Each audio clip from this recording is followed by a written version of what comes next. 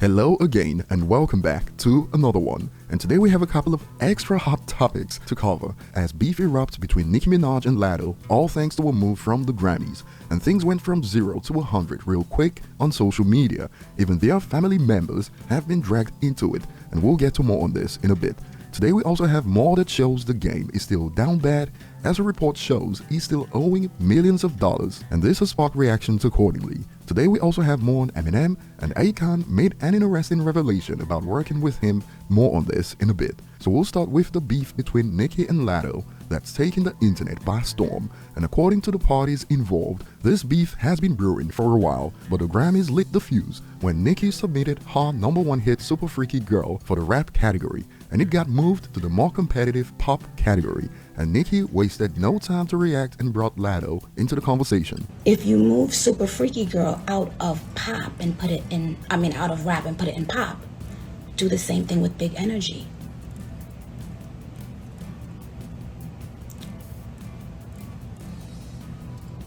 Right? Same producers on both songs, by the way, if you want to talk about it.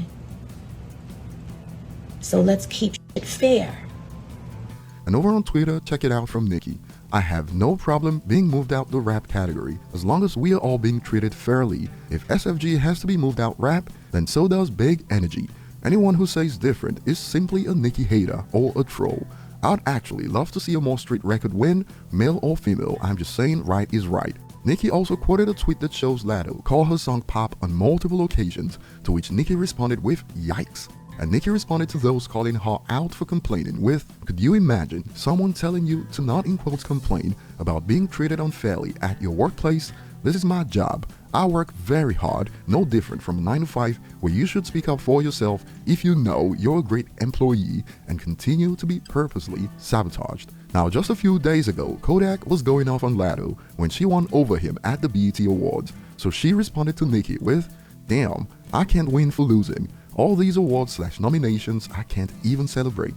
And Latto added, first of all, I texted you because I didn't want to do the internet-ish with someone I looked up to, just like the first time I DM'd you asking about your ongoing subtweets.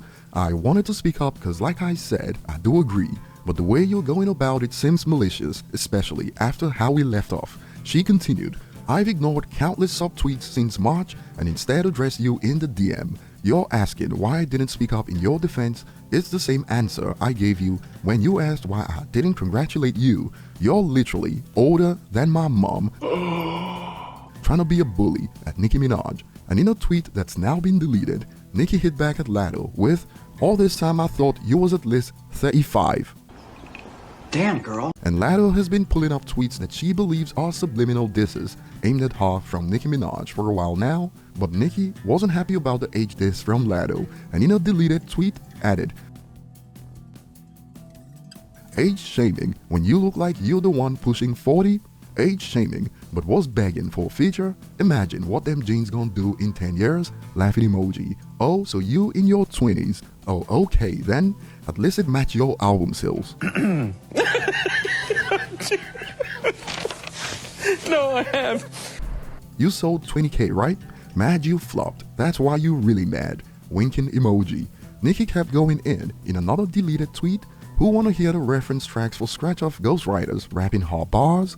Laughing emoji. She used me and the Bobs in every interview until that album sold double wood. Now she wiping that spray tan off and being a Karen. Lay black when it's beneficial. And Latto revealed that with all this being said, this wasn't just about a Grammy category. You're being funny bringing me up to defend your case, knowing our last convo didn't end on good terms. You literally told me I'm not in quotes flourishing and no one cares about my in quotes little song on the phone, LOL at Nicki Minaj. And she pulled up more about how Nicki has been subbing Super Freaky Grandma is married and related to freaking assaulters. You ain't gon' bully me, girl. My idol turned rival. Now you hatin'. And now the beef is in deep waters as it got personal real quick. Family members getting dragged and called names to hot for YouTube. But what do you guys think? As Latto claims, I'll die on this hill by myself. Everybody ain't lying on you. We see the pattern. Be freaking for real. Moving on, Akon recently spoke about working with Eminem and made an interesting revelation speaking with Bootleg Kev, and it came after Kev said, "You gave Eminem one of his best club records he's ever. I feel like Smack That's a song that still gets played at freaking 11 p.m. at whatever club you go to." And in response to this, Akon revealed, "It's interesting because every record I ever put out, I actually produced except Smack That." Kev had no idea Eminem produced the song, and Akon reiterated Eminem produced that record. And in reaction to this, some fans didn't waste no time to add, and Game said Emin have no club records, laughing emojis. How about Smack That? I hear Smack That all the time and many more, 100%. Shake That is also still popular, but Eminem doesn't produce more because rapping is more fun for him. But here's an interesting take. M also produces Moment of Clarity by Jay-Z and The Cross by Nas, plus The Way I Am. Too bad it doesn't make / choose these kind of beats anymore, but instead sub-pop beats trying to fit in. I'll be looking forward to your thoughts on this one. Moving on, it seems like what many believe to be the source of Game's desperation is yet to go away. From Twitter, the Game still hasn't paid off that lawsuit, Shake My Head. And from the report, the Game's assault accuser does this to collect $7 million settlement. And according to the report, Game doesn't even take payments in his name anymore. Check this out. Rainey accused the Game of making shell companies in an attempt to hide his assets, and it adds how Game's using his manager's name to operate. Through the private investigator, Rainey claimed that the Game was working behind the scenes as Jones did all the work upfront. Jones transferred over $300,000 to JTT in 2019, in which Rainey alleged how the rapper was receiving his money.